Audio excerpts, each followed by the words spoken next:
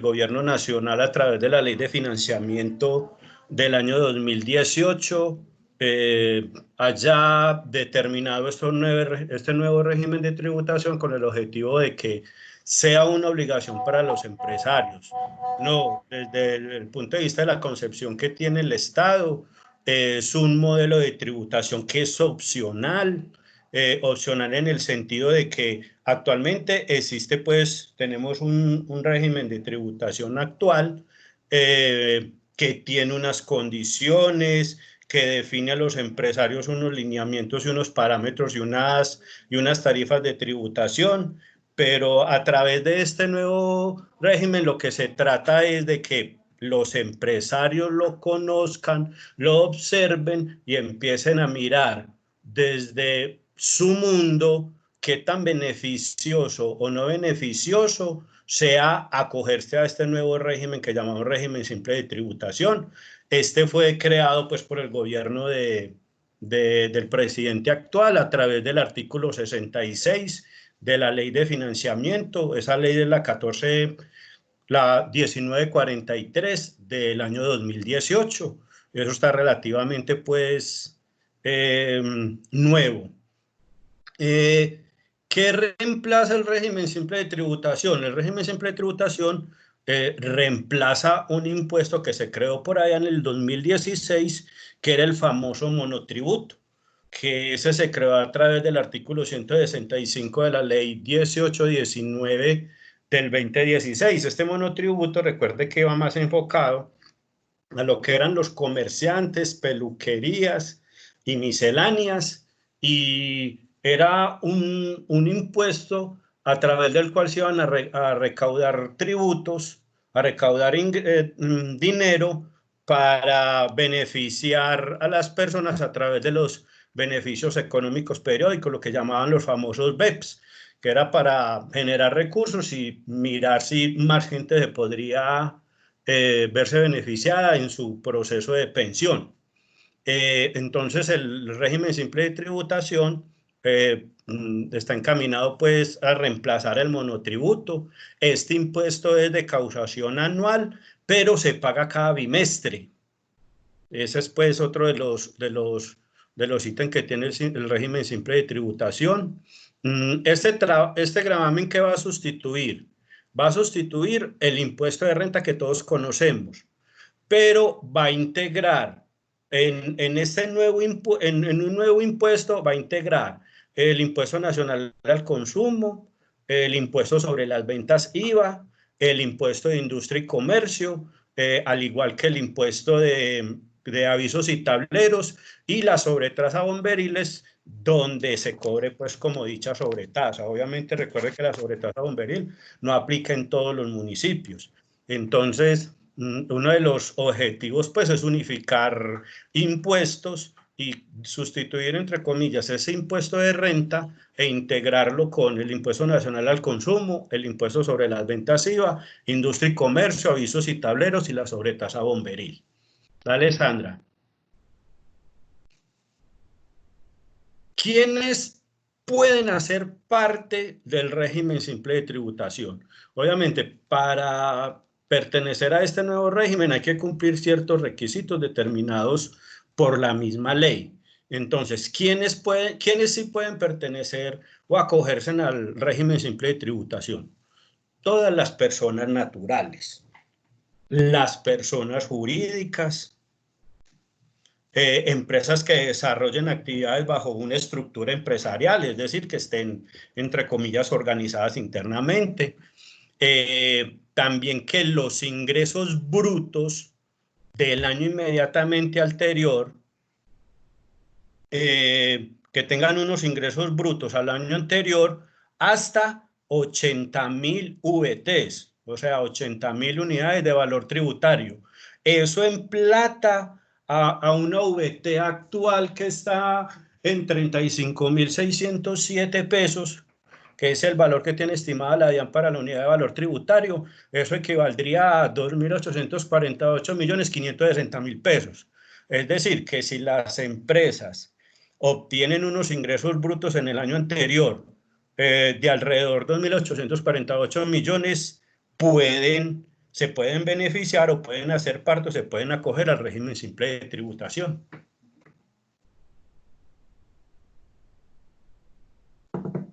Obviamente que estas empresas cumplan con las obligaciones tributarias de carácter nacional y local. Recuerde que aquí en Colombia tenemos impuestos nacionales que los maneja la DIAN, tenemos impuestos departamentales y tenemos impuestos municipales. Por todos he sabido que los impuestos de carácter nacional está el IVA, la retención en la fuente, el impuesto de renta y complementarios, y impuestos de carácter nacional local para los empresarios. Tenemos industria y comercios, avisos y tableros y sobretasa bomberil y el impuesto predial.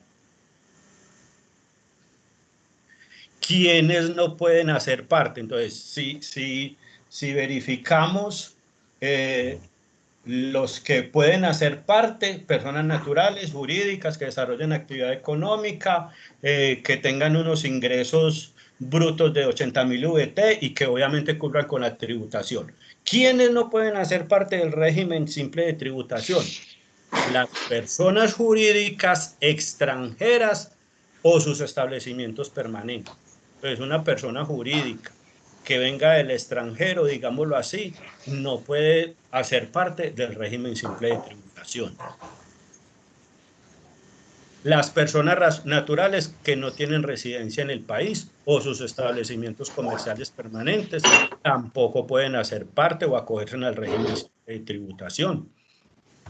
También las sociedades cuyos socios o administradores tengan una relación laboral con el contratante, por tratarse de servicios personales prestados con habitualidad y subordinación. Entonces ya es en cuestión de empezar, uy, yo pertenezco a esto, no pertenezco a esto, soy persona natural, pero no estoy residente en el país, ¿me puedo acoger? No me puedo acoger. Las filiales, subsidiarias o agencias o sucursales de personas jurídicas nacionales o extranjeras o de extranjeros no residentes en el país. Esos tampoco pueden hacer parte del no acogerse al régimen simple de tributación.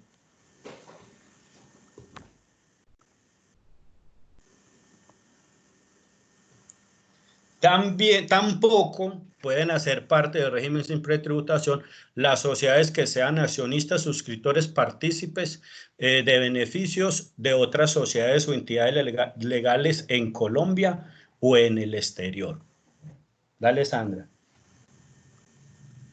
Las sociedades que sean entidades financieras, entonces, por ejemplo, las entidades financieras que sean sociedades no pueden pertenecer o no se pueden acoger al régimen simple de tributación. Las sociedades que sean resultado de subgregación, división o escisión de un negocio que haya ocurrido en los 5 años anteriores al momento de la solicitud de inscripción, tampoco pueden pertenecer. Las personas naturales o jurídicas que pertenezcan a las siguientes entidades. Lo mencionábamos anteriores, entidades financieras como de microcrédito, de gestión de activos o de venta, compra o arrendamiento de activos tampoco pueden pertenecer. Empresas que se dediquen a la compra de facturas o al factoring, a los servicios de asesoría financiera o estructuración de créditos, las empresas de generación, transmisión, distribución o comercialización de energía, actividades de fabricación, importación o comercialización de automóviles, actividades también de importación de combustibles, tampoco pueden hacer parte del régimen simple de tributación, y producción y comercialización de armas de fuego, municiones y pólvoras, explosivos y detonantes, tampoco pueden hacer parte del régimen simple de tributación. Entonces ahí esto es, como les digo, es empezar a mirar qué tipo de empresa soy, y si de acuerdo a mi actividad económica o a lo que estoy realizando, si aplico o no como para cambiarme al régimen simple de tributación. Entonces, ¿cuál es el propósito de este nuevo sistema de tributación en Colombia? Primero es reducir las cargas formales y sustanciales de los contribuyentes, es decir, entre comillas, pagar menos impuestos. Obviamente, de manera legal, pagar menos impuestos, porque es una unificación de algunos impuestos. También simplificar y facilitar el cumplimiento de la obligación tributaria, es decir, hacerle las cosas más fáciles al empresario. obviamente, pues el objetivo del Estado es recaudar, y mientras se le haga más fácil al empresario tributar, pues al Estado le conviene pues esa recaudación de impuestos. Y obviamente, el gobierno constantemente está tratando de implementar políticas para que las empresas se formalicen, porque cuando una empresa se formaliza, puede acceder más fácil a mercados, puede llegar a más clientes, y en este caso, pues puede tener esos beneficios de disminución en sus cargas tributarias. Bueno, entonces, la DIAN ha hecho una clasificación de los grupos o actividades económicas que aplican a este tipo de régimen simple, ¿sí? Que pueden hacer parte del régimen simple. Entonces están las tiendas pequeñas, o sea, los minimercados, micromercados y peluquerías. Esas equivalen a la actividad económica 1, ¿sí? Tenemos la actividad económica 2, que digamos que está como el grueso del asunto, porque aquí están el comercio al por mayor y al detal, que hay muchas empresas, servicios técnicos y mecánicos en los que predomina el factor material sobre el intelectual, los electricistas y albañiles, los servicios de construcción, los talleres mecánicos de vehículos electrodomésticos, las actividades industriales y de telecomunicaciones y las demás actividades no incluidas en los otros grupos. Vamos a ver entonces el grupo 3. El grupo 3 son servicios profesionales de consultoría y científicos en los que predomina el factor intelectual sobre el material, incluidos los servicios de profesiones liberales. Y en el cuarto tenemos el expendio de comidas y bebidas y transporte. Entonces, es mirar como yo en qué categoría económica estoy, porque aquí va a partir como los porcentajes de tributación que vamos a tener, dependiendo en el grupo en el que yo me estoy ubicando, ¿cierto? Entonces, digamos que aquí están como las tarifas simples de los 4 grupos. Tenemos del grupo 1. El grupo 1, acuérdense, Tavo estuvo hablando de la VT, uno se para en el año que está y evalúa la VT del periodo anterior, ¿cierto? Esta es de 35.000 algo. Entonces, yo cojo las VTs, que son 6.000, y las multiplico por esos 35.000 y me va a dar la brecha en la que voy a estar, ¿sí? Entonces, digamos que dependiendo del nivel de ingresos que yo tenga, pues esa tarifa simple, ese porcentaje se le va a aplicar a ese nivel de ingresos mensuales y anuales, porque como los pagos van a ser bimestrales, pues yo tengo que ir consolidando los ingresos de los meses que aplique hasta que ya termino pues todo el año. Entonces miremos que, por ejemplo, la tarifa simple para el grupo 1 de empresas que los ingresos sean anuales de 80.000 VTs van a tener un porcentaje, ¿sí?, del 11.6% sobre esos ingresos. Tenemos Sandra, entonces... Permiso, Sandra, disculpa que te interrumpa en este momento. Antes de que sigas con la parte numérica, tenemos 2 preguntas respecto a lo que dijo Gustavo, que es bueno que aclaremos de una vez. Nos pregunta la señora Ana María que qué son servicios liberales o profesiones liberales y cómo se puede entender que una persona tenga relación laboral o habitual. Tao.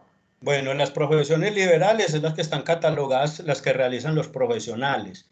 Por ejemplo, lo que son los médicos, los contadores, los abogados, los economistas, que generalmente cuando trabajan independientes, esos se catalogan actividades liberales.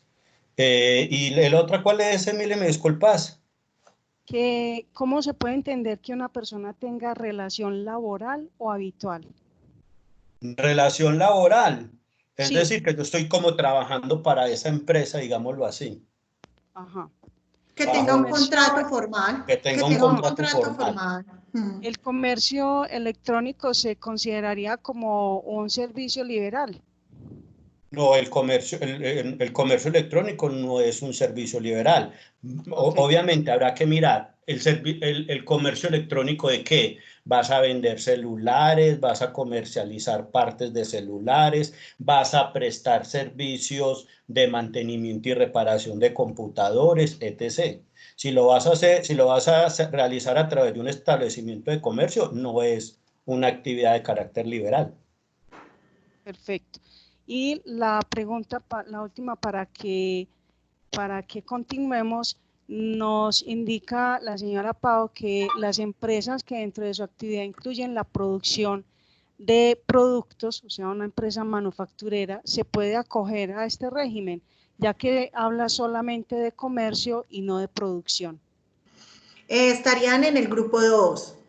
Las demás actividades no incluidas en los otros grupos. Entonces, digamos, si yo no estoy en el expendio de comidas, bebidas y transporte, yo no soy una tienda pequeña, un mini mercado, y no tengo servicios de consultoría o científicos, que donde predomine el factor intelectual, me voy al grupo 2 y leo y me dice comercio, electricista, servicios de construcción, talleres mecánicos, actividades industriales, ¿sí? Ahí puede estar, o las demás actividades que no están incluidas en los otros grupos. Entonces, digamos que ahí perteneceríamos al grupo 2. ¿Listo? Bueno, entonces vamos a seguir.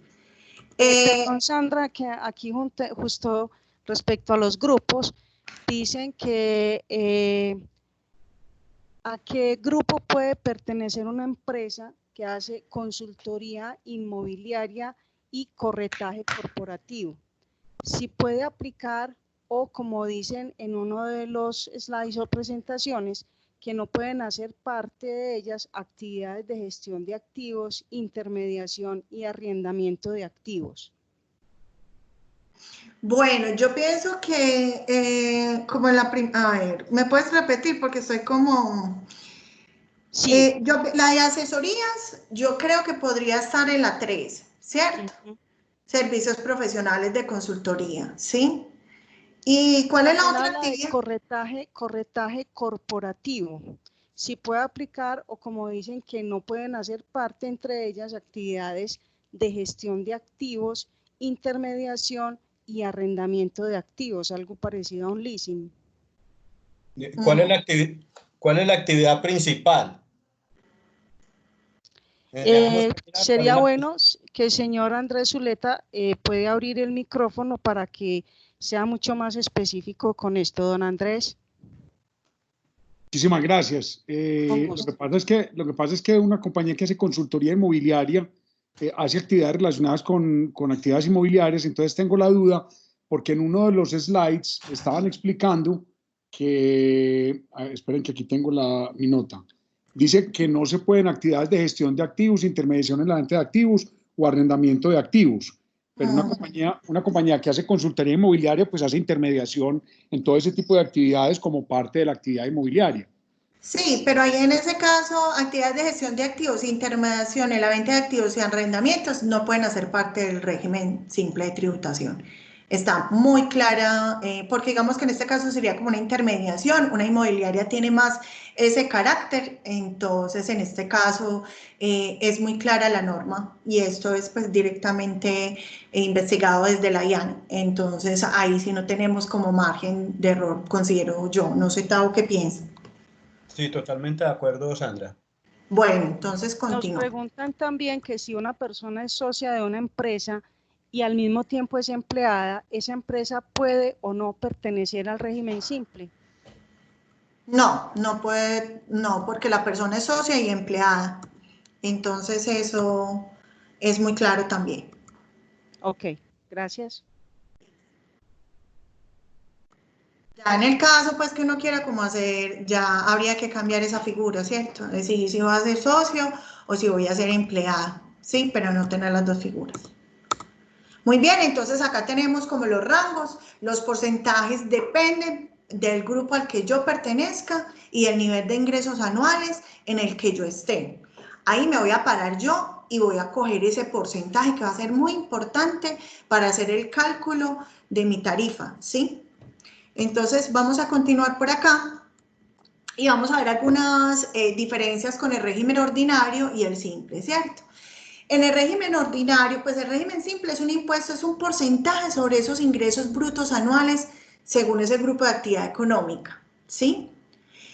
En el régimen ordinario, el impuesto a la renta es sobre la renta líquida, ¿sí? Es decir, este es sobre los ingresos y el otro ya es sobre la renta líquida. Y en el régimen simple se deduce el 0.5 de los pagos electrónicos. Digamos que es una empresa que ya la mayoría de sus ventas son hechas de manera electrónica, se van a poder deducir el 0.5% de todos esos pagos electrónicos. Y si es una empresa que tiene un alto grado de formalidad laboral, pues también se va a ahorrar el pago a la pensión de esa mano de obra que tiene formalizada. En el régimen ordinario no se acceden a estos descuentos, entonces eso es una diferencia como importante, ¿sí?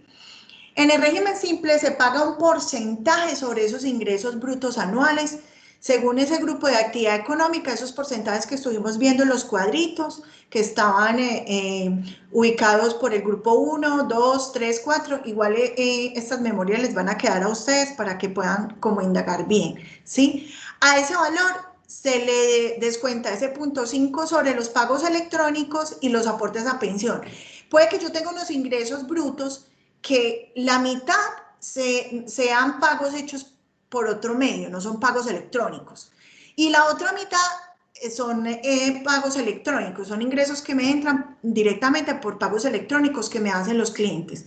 Entonces, el descuento de ese 0.5%, o sea, la mitad del 1% de esos ingresos brutos que me entran de manera electrónica es lo que yo me voy a poder descontar, ¿sí? Los aportes a pensión, y lo chévere es que ahí mismo, sobre ese porcentaje que se le aplica a los ingresos, ahí se va a restar el impuesto de industria y comercio, se va a restar el impuesto de avisos y tableros, se va a restar la sobretasa bomberil, por eso decimos que es un impuesto unificado, y lo restante es lo que va a ir a la DIAN, ¿sí?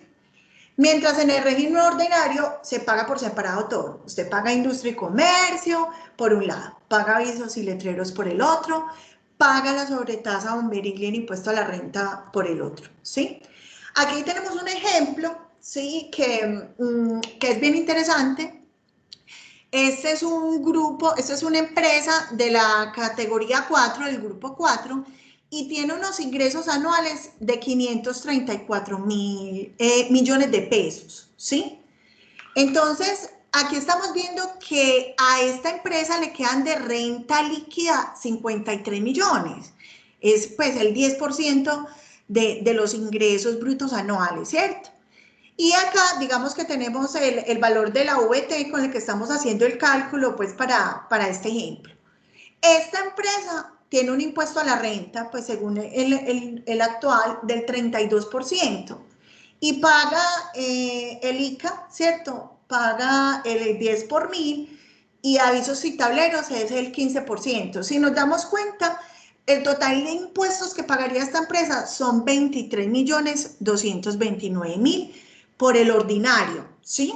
Si nos vamos al impuesto simple, vamos a ver como todo. Esta es una empresa que, si nos damos cuenta en los descuentos tributarios, paga de salarios 36 millones.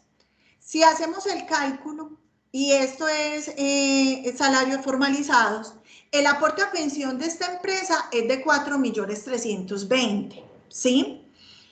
Y además, los ingresos recaudados por medios electrónicos son 292 millones. O sea, casi pues podemos hablar un poco más de la mitad, de lo que, más del 50% de los ingresos anuales de la empresa. Entonces aquí tendríamos dos descuentos tributarios. Tendríamos el descuento tributario por pensión y tendríamos el descuento tributario del 0.5 de esos 292 millones que equivalen a 1.463.000. Ahora, a este grupo, para este nivel de ingresos, ¿sí?, le toca un impuesto simple del 3.8%. Si yo multiplico 3.8% por esos 534 millones de pesos anuales, el impuesto que pagaría esta empresa es de 20 millones. A esos 20 millones le descuento la pensión, a esos 20 millones le descuento los pagos electrónicos y lo que pagaría esta empresa sería 14 millones, ¿sí? O sea, ya ahí irían implícitos el ICA, ¿cierto? El 10 por mil, los avisos y tableros, etcétera, etcétera. Entonces, si miramos estos dos escenarios, nos damos cuenta que a esta empresa le convendría pasarse del régimen ordinario al régimen simple, porque en el ordinario pagaría 23 millones y en el simple pagaría 14. Esto se ve muy chévere, ¿cierto?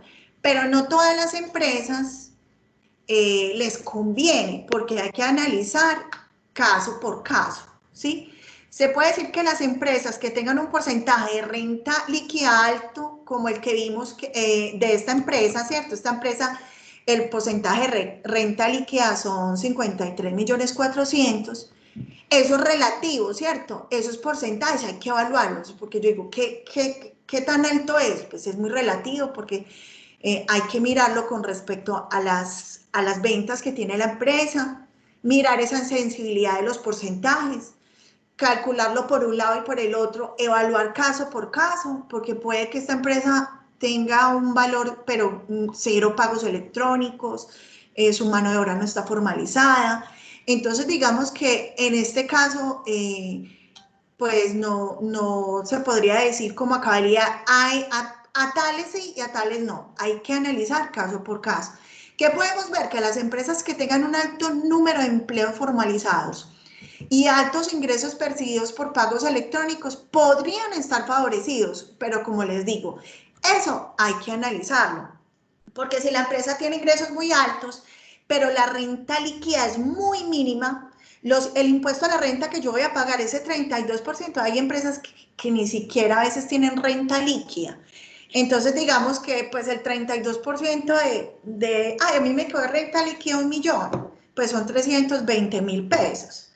Y ya, pues, si usted le quedó de renta líquida 1 millón, pero usted tiene unas ventas de 500 millones de pesos, pues ahí ese porcentaje del impuesto simple, que digamos que para el ejemplo anterior que teníamos, que es del 3.8, pues habría que mirar si por este lado, si yo no tengo este impuesto a la renta, pues imagínense, no, este 32% son 320.000 pesos acá, versus, digamos, este que tenemos por acá, este quedaría igualito porque sería sobre los ingresos brutos, pues a esa empresa no le convendría. Vamos a mirar algunos ejemplos. Reiteramos pues que cada caso se debe analizar particularmente. El consultorio que tenemos activado de media hora no sirve para eso. Si ustedes están interesados en que nosotros evaluemos sus casos, se pueden comunicar a la línea. Nuevamente ahorita Emilia nos la recuerda, para que Emilia o Nilton, para que se comuniquen y podamos ir evaluando como caso por caso si les conviene o no pasarse al régimen simple. Entonces, para que aprovechen mucho ese consultorio gratuito que tenemos a disposición de ustedes. Sí, permiso, Sandra, discúlpame. ¿Sí? Una pregunta, nos dice el señor David González que si el régimen simple es el que llamamos régimen simplificado y a esas se les aplica el impuesto simple. Y si se podría decir que le conviene más a las empresas que tienen menos costos o menos gastos. Sí, hay que analizar caso por caso de manera relativa. Sí, es el régimen simple, es el nuevo que ahorita, digamos que tú tienes ahora, estás como persona natural, puedes estar como SAS, ¿sí? Puedes ser, no sé, Tao, si me ayudas, puedes hacer parte, puede ser el régimen ordinario, puedes estar en este momento en el régimen ordinario. Y dependiendo si estás pagando o no con IVA, pues si tienes como ese tipo de régimen común, si eres régimen común, son como las figuras actuales. Ya la que está proponiendo la DIAN se llama así, o sea, no es régimen simple, no, es régimen simple. Lo que pasa es que mucha gente ha ido como flexibilizando el nombre, pero se llama régimen simple, no régimen simplificado, régimen simple. Sí, este régimen no tiene nada que ver con el régimen simplificado. Sabemos que el régimen simplificado, las empresas del régimen simplificado pues no declarantes de IVA, tienen unas condiciones desde el punto de vista tributario que no les aplica. Por ejemplo, el régimen simplificado no declarante de IVA, no elabora factura con IVA, no declara, etc., etc., siempre y cuando no pase pues determinados topes. Que una persona natural se pueda acoger al régimen simple, obviamente que sí, claro que lo puede hacer. Obviamente siempre y cuando esté dentro de los 4 grupos y que no esté, y que su actividad económica no esté dentro de las excepciones que hemos visto en los slides anteriores. Ahora miremos una cosa, ¿cierto? El régimen común tiene un impuesto sobre la renta líquida del 32%. Entonces, pues si yo no estoy pagando ese impuesto, ¿sí? Yo hago parte, soy persona natural, hago parte del régimen simplificado, pues imagínense. Ese 32% pues no lo estoy pagando actualmente. Entonces, ahí es cuando nosotros entramos a evaluar caso por caso para ver si usted hacer ese cambio resulta es generándose gastos innecesarios, ¿sí? Vamos a mirar acá entonces estos ejemplos. Aquí tenemos una empresa tipo 4, la categoría 4, que tiene unos ingresos anuales de 1.000 millones de pesos, pero la renta líquida son 50 millones, ¿sí? Entonces, si miramos esta empresa, el impuesto a la renta, que es el 32% de esos 50 millones, serían 16 millones, ¿cierto? El ICA serían 10 millones, avisos y tableros sería 1.500.000. Esta empresa, por el régimen ordinario, estamos hablando de una empresa que tiene impuesto a la renta, sería 27.500.000 lo que pagaría. Si nos vamos por el régimen simple, miren que esta es una empresa que tiene unos ingresos brutos anuales de 1.000 millones. Con el impuesto simple, en la categoría que quedaría, pagaría el 6%. Ese 6% son 55 millones. Aunque digamos que esta empresa tiene unos pagos de salarios altos porque paga 24 millones, los aportes a pensión son 2.880.000 que se los restaríamos a ese impuesto simple, y tiene unos pagos electrónicos de los 1.000 millones, le entran 200 millones anuales por medios electrónicos, son 1 millón de pesos que se descontaría. A esta empresa no le conviene pasarse del régimen ordinario al régimen simple, ¿sí? Entonces, mire que caso por caso tiene sus particularidades. Esta empresa está en la categoría 1, digamos que son tiendas, mini mercados, pues muy pequeñitos, micromercados. Tiene unos ingresos anuales de 120 millones. Estamos diciendo que esta empresa vende mensual, ¿cuánto? 10 millones de pesos. Le queda una renta líquida muy pequeñita, ¿sí? Y esta empresa, digamos que no paga impuesto a la renta. Porque digamos que no pasa ¿cómo es? Ese límite de VTs para hacer régimen común, ¿sí? Entonces, si miramos en este momento, paga avisos y tableros, el 8 por 1.000, el impuesto que tiene es de 1.104.000 por el régimen ordinario. Pero si nos vamos a ver si esa empresa se pasaría, ¿sí? ¿Qué pasa? Y nos damos cuenta que el impuesto por el régimen simple es el 2% de los ingresos, que equivalen a 2.400.000, ¿sí? El descuento tributario que tendría por pensión, digamos que los salarios son pequeños, y eso que es una empresa, pues que para que tenga 2 empleados formalizados es genial, porque digamos que las tienditas, pues generalmente las tiendas son de empresarios más del grupo familiar a veces, que ni tienen, no se pagan prestaciones sociales a veces. Entonces, digamos que si esta empresa no está formalizada, pues no habría como descontarle esos 540.000 pesos de aporte a pensión. Y tenemos el descuento tributario de los pagos, pues, que se realizan por tarjetas de crédito, pues todo el tema de medios electrónicos, digamos que son 5 millones de pesos, entonces el descuento serían 25.000 pesos. ¿Pagaría más esta empresa por el régimen simple que por el régimen ordinario? Miren que aquí habría una diferencia de 731.000 pesos, o sea que en este caso, señor, quédese en el régimen ordinario, porque usted en el régimen simple lo que va a generar es un gasto adicional. Y vamos a ver otro ejemplo. Esta es una empresa que es SaaS, por cosas de la vida, ¿cómo es? Paga IVA todo, o sea, está, digamos, que pagando impuestos a la renta, bajaron sus ventas, muchas empresas se consolidan, se vuelven régimen común porque sí, pero ni siquiera a veces no están teniendo los ingresos anuales como para estar en el régimen común, pero a muchas empresas le pasa esto, ¿cierto? Mire que esta es una empresa que anualmente recibe 50 millones de pesos. Cualquier parecido con la realidad es pura coincidencia. Yo conozco muchas empresas así. O sea, esta empresa está vendiendo 4 millones de pesos. Se podría decir que es una empresa más de subsistencia. Pero está pagando IVA de todo porque los clientes que tiene, bueno, en fin. Entonces, si miramos, paga sus impuestos muy juiciosos del 32, el impuesto sobre la renta líquida, el ICA el 8 por mil, avisos y tableros el 15%, ¿cierto? Entonces miremos, acá no estamos teniendo en cuenta la sobretasa bomberil, que sería pues otro adicional, pero digamos que lo pondríamos arriba y abajo y no nos cambiaría absolutamente en nada los cómputos. Entonces miremos que es juiciosa, tiene formalizada los pagos de salarios 2 millones de pesos, entonces tendría un descuento por pensión de 240.000. Todo lo hace por medio electrónico, o sea, digamos que esta puede ser una tienda online, que todo se lo paguen electrónico. Bueno, pues muchos supuestos podríamos inventar acá.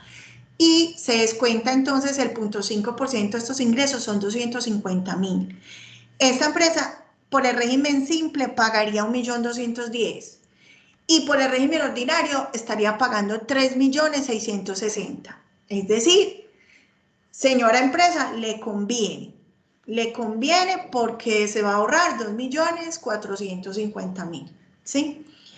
Entonces, en estos casos, sí, digamos que nosotros podríamos decir, bueno, hay que mirar caso por caso, porque digamos, las rentas líquidas, esos porcentajes, que me queda a mí una renta líquida gruesecita, interesante, y que yo ahí esté pagando impuesto a renta, si no lo estoy pagando, pues, ¿qué sentido tiene cuando yo ya hago como me siento a hacer los cálculos con el especialista?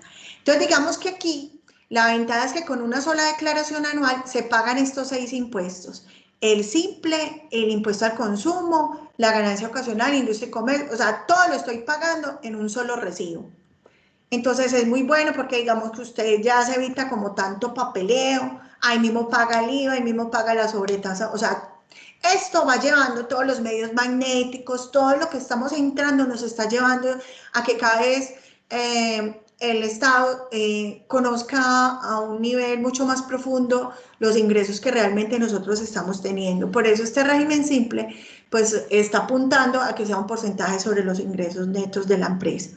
¿Sí? Se puede descontar lo de pensiones que miramos y el 0.5% de los pagos que reciba el contribuyente por medios electrónicos, como hablábamos. Permiso, Gustavo o Sandra, en el chat nos están colocando unas preguntas ya mucho más específicas, por ejemplo, si tienen cómo hablar de empresas de asesorías y servicios intelectuales que no tienen muchos gastos para descontar, si pueden darles algún ejemplo. O si también doña Jenny nos dice que no entendió el ejemplo en donde las ventas son de 120 millones, ¿por qué pagaba hacer impuestos a la renta? Y este último ejemplo de 50 millones sí pagaba. Les recuerdo de todos modos a los empresarios que las preguntas que ponen en el chat las estamos recogiendo, le damos una respuesta también por escrito y a partir de la próxima semana lo pueden encontrar en la página web de la empresa a modo de guía empresarial, en donde ahí van a tener respuesta a este conversatorio y a muchas otras que tienen que ver con el tema legal y financiero. Entonces los compañeros quedan ahí para dar respuesta a estas dos nuevas preguntas. No sé, pues yo voy a empezar con esa y Tao, tú si quieres, con el ejemplo de la empresa de 50 millones. Bueno, esta empresa de 120 millones queda como en el topecito, en el tope pues como para hacer régimen común, pero todavía no lo es. Entonces eso depende de los grados de formalización que tengan, depende del contador, de las declaraciones que hagan, que de pronto esta empresa a la final no le va a tocar pagar un impuesto a la renta. Y ustedes saben que tenemos unas realidades versus lo que realmente nos está ingresando, la renta líquida que estamos declarando. Entonces muchas veces esa renta líquida es para nosotros, pero las declaraciones que hacemos con respecto a las entidades, pues a veces no aparecen, ¿cierto? Porque digamos que son temas de la realidad. Nosotros quisimos como ejemplificar algunos escenarios para que ustedes vean que esto se tiene que mirar muy con lupa, ¿sí? Muy con lupa para yo poder definir cuándo sí, cuándo no, ¿cierto? Se supone, pues, lo ideal es que independiente del régimen al que yo pertenezca, pues si yo voy a pagar un impuesto a la renta, lo pague, ¿cierto? Pero en muchas ocasiones esas realidades no se dan. Y tenemos también muchas empresas que están pagando impuestos porque venían pagándolo, pero en algún momento cayeron sus ventas, ¿cierto? Entonces, al caer sus ventas y hacer parte de un régimen y todo, pues dependiendo de, como les contamos, de los contadores que tengan y de los casos que tengan, pues van a estar en ese escenario o no. Tao, ¿quieres aportar algo? No, yo creo que lo que estás diciendo es cierto, todo va a depender de el régimen de la formalización que tenga, todos los análisis financieros que uno realiza en la empresa van encaminados, porque uno encuentra muchos empresarios que dicen, vea, yo estoy bajo régimen simplificado, yo no tributo, pero resulta y sucede que es que en nuestro proceso de comercialización y de posicionamiento en el mercado hemos encontrado empresarios, clientes que me dicen que me compran, es decir, que tengo que cambiar de régimen, que solo me compran si les facturo con IVA, etc. Todo eso es un análisis que internamente deben de hacer las empresas desde los números, es decir, la relación costo-beneficio de formalizarme o no, porque yo puedo tranquilamente poder ser persona natural y tener unos ingresos y vivir de esos ingresos y de pronto tener clientes que me dicen, cámbiese de régimen. Si usted quiere seguir siendo proveedor mío, se tiene que cambiar, pero también tengo que hacer un análisis interno desde los números. ¿Qué me implica eso desde el incremento de los costos? Ejemplo, me toca cambiar de régimen, necesito contratar una asesoría contable, así mi declaración de renta sea ceros, pero se me estarían aumentando mis costos de funcionamiento. Tendría que empezar a facturar con IVA. Tendría que empezar a declarar renta al año. Entonces, en ese tipo de análisis de una persona natural que quiera cambiarse de régimen, empieza uno a mirar esas proyecciones, como dice la compañera Sandra, para mirar, vea, en el ordinario, en esas condiciones le tocaría pagar esto. En el régimen simple, en estas condiciones te tocaría pagar esto. ¿Cuáles de esas alternativas, cuáles pueden ser para vos más beneficiosas desde el punto de vista de la cantidad de tributos que tendría que pagar? Y la otra pregunta, ¿cuál es, compañera? La otra pregunta tiene que ver con, espérate que acá decía que por qué la otra empresa que tenía 50 millones sí la tenía que pagar. Sí, ese ya lo explicamos, pero no, sí, había otro que era una empresa que tiene servicios de consultoría y tiene unos costos fijos muy bajitos, que si podríamos hacer un ejemplo. Yo creo que queda perfecto para que lo atendamos de manera personal, ¿sí? Porque digamos, hay que mirar el escenario, pues puede que tenga unos costos bajitos, pero entonces ahí volvemos al mismo tema, ¿cierto? De lo que estábamos ejemplificando. Nosotros puede ser una empresa como esta, que tiene unos ingresos anuales muy altos, pero digamos que aunque tenga unos costos muy bajitos, su renta líquida puede ser muy pequeña, ¿cierto? Entonces, ese sería un escenario. Puede ser una empresa que los ingresos anuales sean muy bajitos, pero su renta líquida sea alta, ese es otro escenario. Puede que casi no tenga salarios, ¿cierto? Porque digamos que los costos fijos que realmente aquí estamos teniendo en cuenta son los salarios y qué parte de estos ingresos anuales que tenemos son en medios electrónicos. Digamos que la renta líquida en este caso es después de deducir absolutamente todo. Esto es obviamente la utilidad antes de impuestos. Entonces estamos hablando que aquí nos queda un porcentaje alto, tendríamos que evaluar, por eso yo les digo, hay que mirar caso por caso, de mirar el escenario, coger los históricos de la empresa y venga, pues miremos, a ver a usted si le conviene o no le conviene, ¿sí? Pero entonces aquí vamos viendo, nosotros vamos identificando, además de las ventajas, para continuar, que digamos que ya con un solo recibo, ¿sí? Permítame, Sandra, antes de pasar a eso, una pregunta respecto a lo que estaban hablando, de si conviene o no. Nos dice una empresaria que su hermano y un amigo tienen un restaurante y están a punto de abrir otro y están en este momento declarando como personas naturales. Pregunta que si teniendo estos dos puntos les convendría mejor crear una empresa SAS como persona jurídica o que cada uno siga declarando un restaurante aparte como persona natural. Bueno, para no entrar como de pronto, hacerlo como de manera neutral, cuando ella tiene un segundo local, o sea, un segundo local a mi nombre, yo tengo que pasar sí o sí de régimen simple a régimen común. Tao me ayudará con eso también. Entonces, ahí implica IVAs, ¿es cierto? Porque igual el restaurante, entonces tiene hipoconsumo, que es del 8%, no tiene el IVA del 19%, pero tiene el impuesto al consumo, tiene que facturar, tiene que tener contador, ¿sí?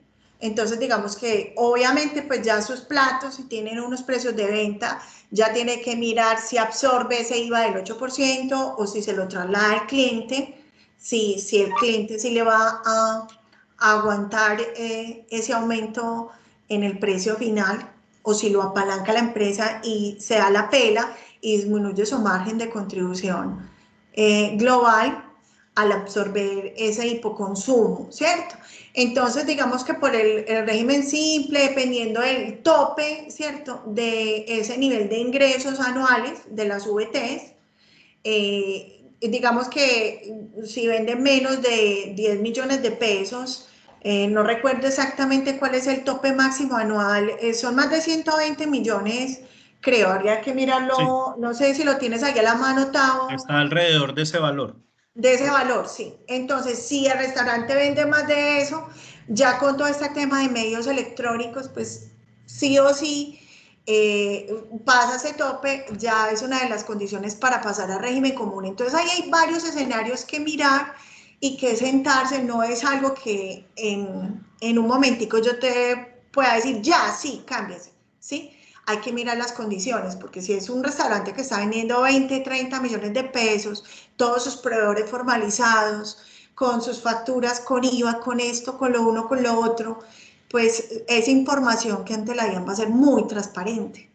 Entonces mi nivel de ingresos ya no van a ser 120 millones de pesos anuales, que son 10 millones de pesos mensuales, sino que podríamos estar hablando de 360 millones de pesos anuales, estaría sí o sí tendría que ajustarse al régimen común. Entonces aquí es cuando ya mi contador, la asesoría que yo tengo especializada, ¿sí?, empiezan como a mirar todos esos escenarios, porque la DIAN lo que hace es cruza tus compras, cruza tu nómina formalizada, ¿sí?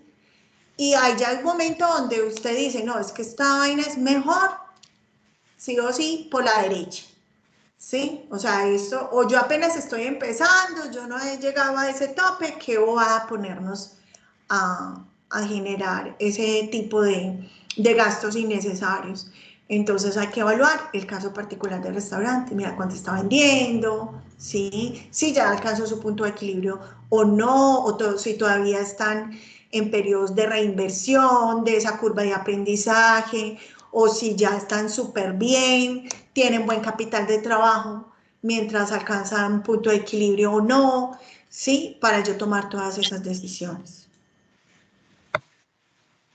Tao, seguimos con este. Sí. Dale, otra de las ventajas es que no estarán sujetos a retenciones en la fuente y tampoco estarán obligados a practicar retención en la fuente, excepto para pagos laborales y excepto relaciones a título de IVA o el famoso RTIVA. Otra ventaja, que el pago se realiza por medio de anticipos bimestrales que se presentarán a través de las redes electrónicas de pago. Para los municipios, en el caso de los municipios es muy beneficioso porque ellos estarían recaudando, devuélvete Sandra por favor, en el caso de los municipios es muy beneficioso porque ellos estarían recaudando pues más fácil el impuesto, se fomenta la formalidad de los sectores productivos del municipio, se generará un mayor recaudo, especialmente en aquellos que no están teniendo recaudos importantes del impuesto de industria y comercio, recibirán información oportuna del pago de ICA en todo el país, lo que les permitirá realizar labores adecuadas de fiscalización. Dale, Sandra. Muy bien. Los contribuyentes del SIMPLE también podrán facturar electrónicamente de forma gratuita, por lo cual tienen 2 meses desde el momento en que se optan por este régimen, pues como para solicitar este beneficio de facturar electrónicamente de forma gratuita. También hay desventajas.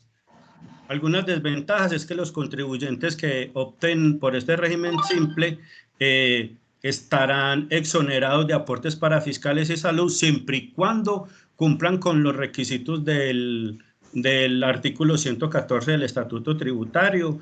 Este beneficio no aplicará para empleadores de personas naturales que contraten menos de 2 trabajadores. Recuperación eficiente de los saldos a favor de IVA para exportadores, que los responsables de IVA que se trasladen al simple presentarán su respectiva declaración anualmente, lo cual perjudica a exportadores y productores de bienes exentos. Dichos contribuyentes no podrán declarar el IVA bimestralmente y tendrán que solicitar solicitar la devolución eficiente de los saldos a favor. Entonces, eso es otra de las desventajas pues, que tienen como en ese tipo de empresas. Las sociedades instaladas en las zonas más afectadas por el conflicto armado, esto es un nuevo concepto, que las famosas instaladas en el SOMAC, zonas afectadas por el conflicto armado, que las sociedades constituidas a partir de diciembre de 2016 y están instaladas en esos municipios no califican como micro y pequeñas empresas y no califican como micro y pequeñas empresas. Que califiquen como micro y pequeñas empresas. Estas tienen una tributación del 0%, entonces a este tipo de empresas no les conviene el régimen simple, porque ya tienen claro que la tributación de ellos es del 0%. Entonces, en el régimen ordinario es del 0%, entonces que me quedo ahí mejor. La tributación combinada entre sociedades y socios, la ley 14.943 del 2018 redujo la tarifa general del impuesto a la renta que utilizarán las sociedades de régimen ordinario y le aumentó la tarifa a los dividendos no grabados por los socios. Si tales sociedades deciden acogerse al régimen simple, la tributación combinada no puede elevarse. Entonces hay que mirar si yo hago parte de esta tributación combinada entre sociedades y socios, porque digamos que si esta tarifa disminuye, ¿cierto? Pues tampoco me conviene como realmente pasarme al régimen simple, porque ya el régimen simple va a ser un impuesto sobre los ingresos netos anuales como veníamos viendo. Entonces, versus pues lo que pago de impuesto a la renta, pues no le conviene a este tipo de sociedades. Bueno, entonces, las recomendaciones que tenemos para ustedes es que cada caso se debe analizar particularmente, ¿sí? No es que a ustedes ya les mencionaron, no, es que lo mejor la machera, encontrar un amigo que no, para mi empresa es que no, yo miré con mi contador o con mi financiero y me ahorro como 10, 20 millones, y entonces ¿usted qué hace? Ay, ¿cómo así? Qué chévere, con el análisis del otro a tomar decisiones, no, evalúe sus condiciones específicas, ¿sí? Entonces, empresas con altos porcentajes de renta líquida sobre esos ingresos netos anuales, ¿sí? Que ya pertenezca al régimen común, que estén juiciosos con su declaración de renta, que cuenten con gran cantidad de empleos formalizados, buen volumen de ventas electrónicas, les convendría pasarse al régimen simple de tributación, pues lo estaríamos analizando. Pero digamos que si ustedes querían como encontrar unas condiciones que sean las óptimas, podrían ser estas. Sin obviar que hay que analizar cada caso particularmente, sino que digamos que Gustavo y yo identificamos que esas empresas que tienen una renta líquida gruesecita, cuenten con unos buenos empleos formalizados y la mayoría de sus ventas por total sean electrónicas, en los escenarios que estábamos evaluando les convenía más pasarse al simple, ¿cierto? Ahora, recuerden que estamos hablando de un porcentaje de la renta líquida sobre los ingresos netos. O sea que ahí estamos haciendo coger la renta líquida, dividirla sobre los ingresos brutos anuales y que eso sea un porcentaje alto. Es relativo al análisis. Porque nosotros tuvimos una empresa que vimos que tenía unas ventas de 1.000 millones de pesos, pero la renta líquida era del 5% y mirábamos el escenario y no le convenía pasarse. Porque en el simple, el porcentaje que pagaba era sobre esos 1.000 millones de pesos versus lo que estaba pagando de impuesto a la renta, que era sobre ese 5%. Devolvámonos un poco para que miremos el ejemplo. Entonces ahí, en ese caso, pues no me conviene tanto. Este es el ejemplo del que hablamos. Son 50 millones, aquí pago 16 de renta, ¿sí? Tengo... digamos que tengo unos descuentos tributarios y miren que en este caso pues no me convendría pasarme. Entonces digamos que es este porcentaje de renta líquida sobre los ingresos anuales, evaluando el escenario de todo, de los medios electrónicos, a esto hay que analizarlo paso a paso, mirar cuáles serían esos dos escenarios, yo comparar, ¿sí? Entonces miremos que un porcentaje alto de margen, buena formalización, empresas que tengan mucha mano de obra formalizada y medios electrónicos, pues les podríamos analizar y estarían como sobre las opciones de que más, pues más les podría como convenir, ¿cierto? Bueno, entonces eso es como lo que tenemos. Abrimos entonces los micrófonos para que conversemos, Emi que nos apoye como con esto, para ya dejar de compartir la pantalla. Ya la dejé de compartir, ¿cierto? Emilia. Ya no estamos viendo la pantalla, ¿no? Sí, ya. Como nos indica Sandra, entonces en este momento algunas de las preguntas que no han sido respondidas, ¿cierto? Si lo desean, pueden abrir el micrófono y preguntar directamente a nuestros expertos. ¿Alguien desea?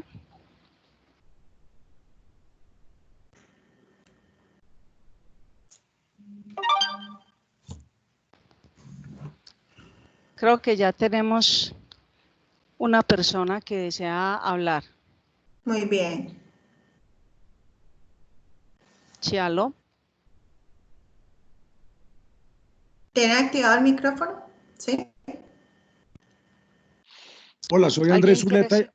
Yo soy Andrés Zuleta, acaba de escribir que quiero entender el sentido de la norma, porque me parece que una entidad como Interactuar pues promueve muy especialmente entre pymes y el alto porcentaje de pymes, los socios son los empleados.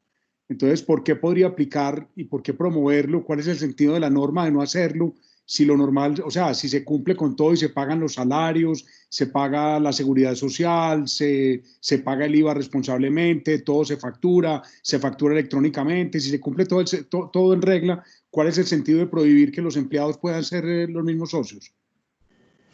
Bueno, sí, esas son condiciones que digamos que nosotros también estamos como pegados a la normatividad de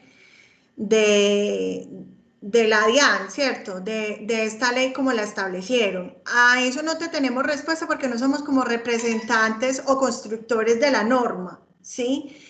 Nosotros pues es una crítica muy constructiva que la vamos a recoger para que nosotros como interactuar pues lo preguntemos a las entidades respectivas pues que hicieron parte de esa construcción. Pero sí, tiene mucho sentido porque las pymes, esas son cosas, las pymes tienen esas figuras, tienen socios que son empleados de la empresa, ¿sí? Y pues se ve en la mayoría de los casos. Tiene mucha razón usted. Pero de todas maneras sería bueno que hicieras el análisis de si te convendría pasarte al régimen. No, es que ¿sí? La verdad es que yo me vine al webinar y muy agradecido porque hicimos todo el ejercicio con un asesor tributario, hacemos consultoría inmobiliaria, muy buena parte de los ingresos son por consultoría, pero algunos son por corretaje de activos. Hicimos la fórmula la DIAN, nos recibió en el régimen simple, pero los socios trabajamos en la compañía, entonces pues lo hice por aprender, pero inclusive estaba aquí medio chateando con mi asesor tributario tratando de estar en los dos temas y aparentemente estamos dentro de todo lo de la norma, facturamos electrónicamente, pagamos absolutamente todo, estuvimos en ley 1429 y pasamos los 5 años absolutamente con todo en regla, formalizamos todos los procesos, en fin, entonces me queda pues como una gran inquietud que ya pues la vamos a consultar por el otro lado, si tiene sentido o no tiene sentido, porque hicimos la consulta y lo presentamos todo ante la DIAN, pero según pues los dos indicativos sobre los que pregunté, no podríamos aplicar y no podríamos hacer parte del régimen simple, pero ya nos recibió la DIAN conociéndolo. Claro que sí, igual nosotros también programamos esta charla muy en la línea de las presentaciones que tiene la DIAN en su página web. Estamos muy pegados a la norma. De todas maneras, me gustaría mucho que en los casos que nos estás contando, nos informes para nosotros también tenerlo en cuenta, qué respuesta te da la DIAN. ¿Listo? Vale, muchísimas gracias. Muy amable. A usted porque nos está ayudando a construir. Entonces, es bien interesante saber qué está pasando ahí como con la normatividad. Pero si lo consultas directamente en la página de la DIAN, vas a encontrar cuáles sí y cuáles no. Y ahí está muy claro como el tema de los intermediarios de activos, todo lo que estamos hablando. Y pues del tema de las sociedades. Bueno, nos hacen una pregunta referente también a lo de que es socio y a la vez empleado. Entonces, la pregunta es si un socio aparece como empleado, ¿este puede desafiliarse de la empresa para poder cambiarse al régimen simple?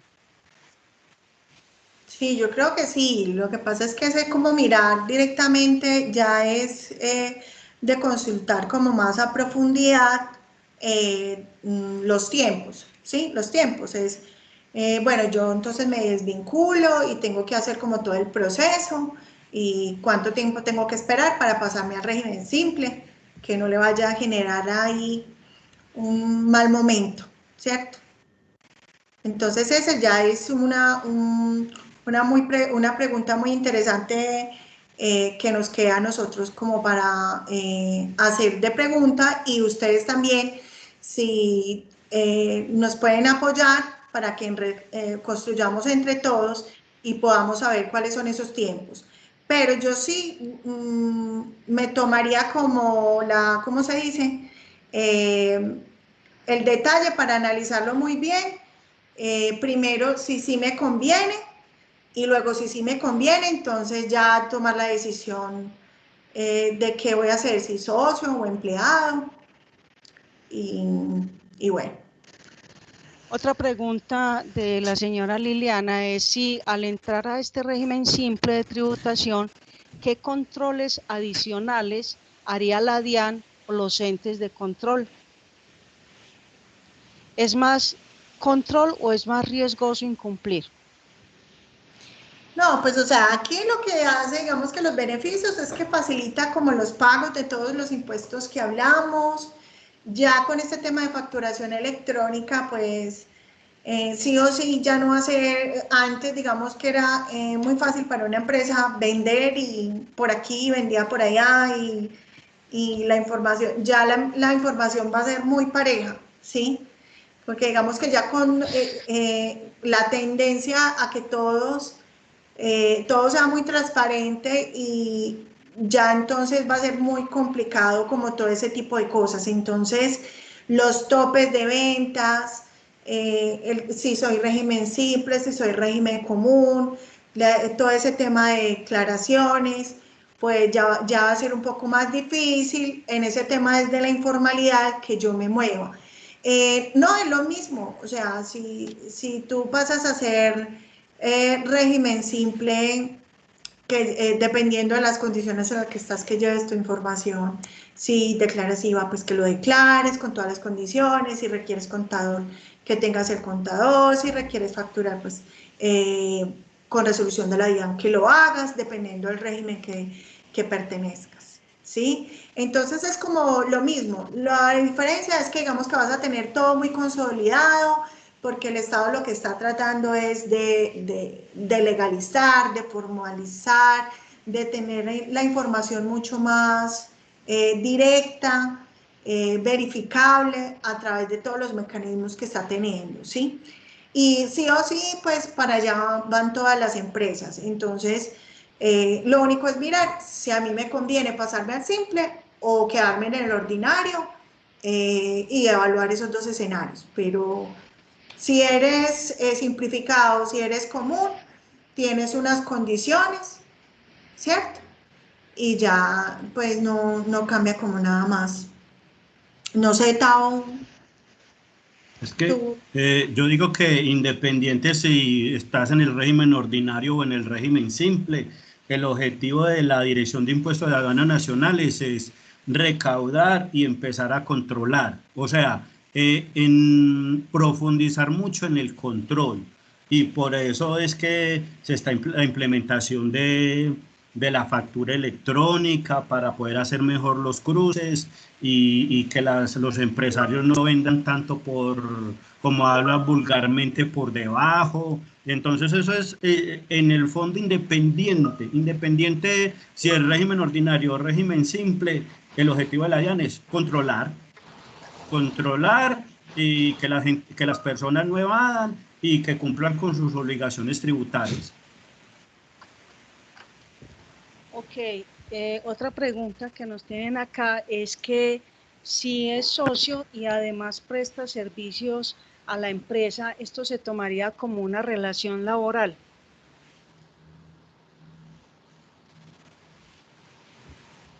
¿Aló?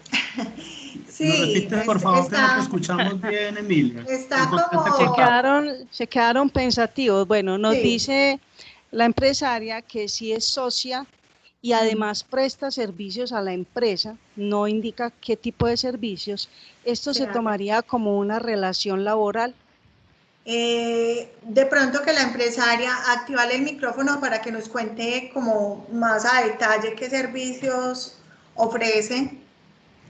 Doña Natalia, si está ahí, puede abrir su micrófono, por favor.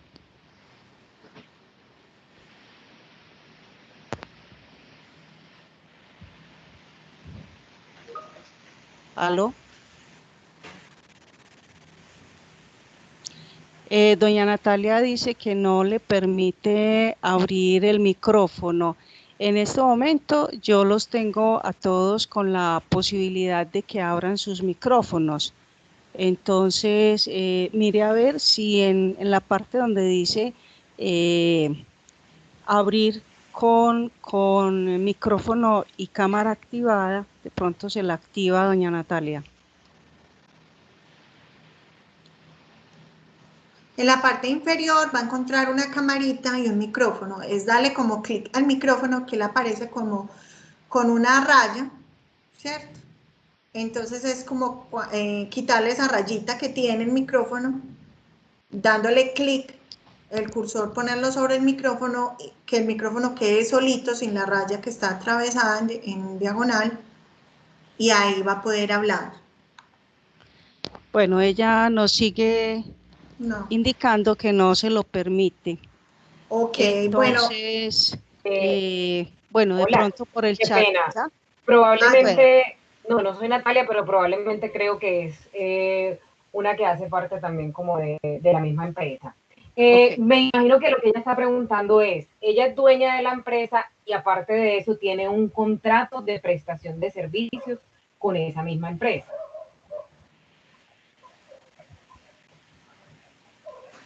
Ah, bueno, pues ahí sí tenemos la figura de contratación, ¿sí? Hay muchas figuras de contratación, empleado por subordinación o prestación de servicios. Ahí, en ese caso, es empleado también. Pues digamos que no con subordinación, pero si hay, es como cambiar la figura, mirar, buscarle la comba al palo para hacerlo. Pero si es una pregunta muy especializada, no sé, Tao, ¿tú qué piensas? No, yo pensaría que en este caso no hay problema porque el ítem dice sociedades cuyos socios o administradores tengan una relación laboral con el contratante por tratarse de servicios personales presentados con habitualidad y subordinación. Cuando, hasta donde yo tengo entendido, en los contratos de servicios no existe subordinación. Ah, bueno, sí.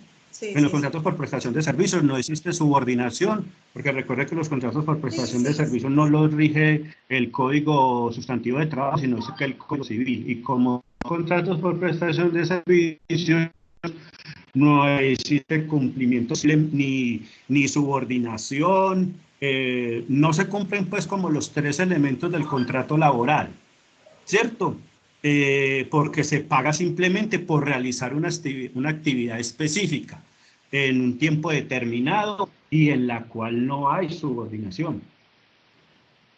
Entonces, ahí la norma lo que nos dice es prestados con habitualidad y subordinación. Entonces, en ese caso, no sería, pues, digamos así. Tao, mira, prestados con habitualidad. Y subordinación, es decir, se recibe orden. Ambas dos. Los contratos por prestación de servicios, como su nombre lo dice, no debe existir subordinación, porque si hay subordinación, eso es uno de los tres elementos del contrato laboral, entonces dejar de existir contrato por prestación de servicios y se convertiría en un contrato laboral normal. Muy bien. Bueno, yo creo que en ese caso ya despejamos esa duda en cuanto a los tipos de contratos. Sí, nos preguntan por acá también que si existe alguna fecha límite para acogerse al régimen simple. Ah, bueno, hay unas fechas límites, pero ya con toda esta contingencia, si vamos entonces a responderle esa pregunta, vamos a hacer un poco más de investigación y le vamos a responder a la empresaria, como estamos estamos haciendo la guía empresarial, entonces yo creo que esa pregunta se la respondemos por ahí, porque con todo este tema del COVID, pues se han ido cambiando las fechas y no, yo no tengo información, de este tema del simple, no, yo personalmente no tengo información, no sé si Tao tiene información, entonces más bien la investigamos y se la estamos respondiendo. Entonces, Emilia, para que la empresaria nos envíe el correo y nosotros poderle contestar si cambiaron las fechas. Perfecto, recordamos que en la información que enviamos cada día para el link de las charlas, les estamos enviando también el link para que se puedan inscribir. Es importante que revisen la ortografía o cómo ingresan la información de sus correos electrónicos, porque algunos ya nos han rebotado. De pronto por eso creen que no les hemos estado haciendo llegar las respectivas presentaciones a las cuales han estado inscritos. Entonces, por favor, revisen eso y si los que quieran o tengan dudas de cómo lo escribieron, nos pueden dar su correo por este chat para que sepamos específicamente la información que necesitan. Pienso que si ya no tenemos, bueno, todavía hay otras preguntas. Nos habla doña Natalia que si la autorretención también se elimina con el régimen simple. La autorretención también se elimina con el régimen simple. Esa es la pregunta. Sandra. Gustavo. Sandra, le pasa la pelota a Gustavo. Bueno, Gustavo vuelve a donde Sandra. Eso es una pregunta que debemos consultar. Aló. Te escuchamos. Aló. Sí, Gustavo, te estamos escuchando. Bueno, en este caso es una buena pregunta que debemos consultar directamente a la DIAN, porque dentro de toda la normatividad que definió la Dirección de Impuestos a Ganancias Nacionales sobre el régimen... ¿Perdón? Dale. ¿Aló? Sí, Gustavo, te estamos escuchando. Sí, vuelve a repetir, por favor, Tavo, que se te entrecortó. Bueno, yo pienso que en ese caso sí debemos remitirnos directamente a la DIAN, porque dentro de toda la reglamentación del artículo nuevo del régimen simple de tributación no especifica nada sobre la autorretención.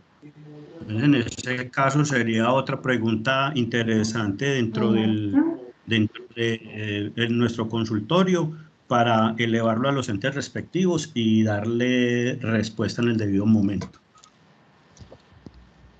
Muy bien, ¿alguien desea una última pregunta para que demos por terminado el conversatorio de hoy? Dándole obviamente las gracias a nuestros compañeros Sandra Milena Escobar y Gustavo Bustamante Berrío.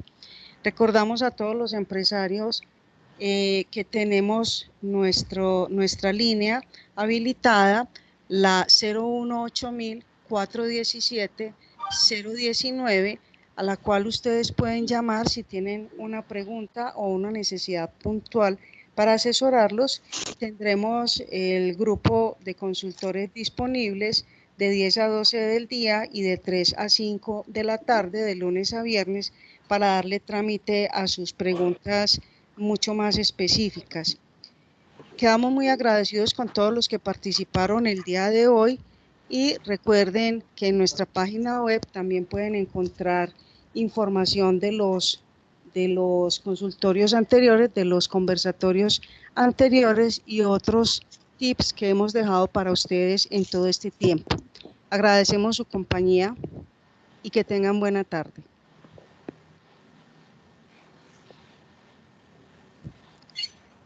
Hasta luego. Muchas gracias para todos por la atención. Muchas gracias. Gracias, Gustavo. Entonces, gracias, Sandra.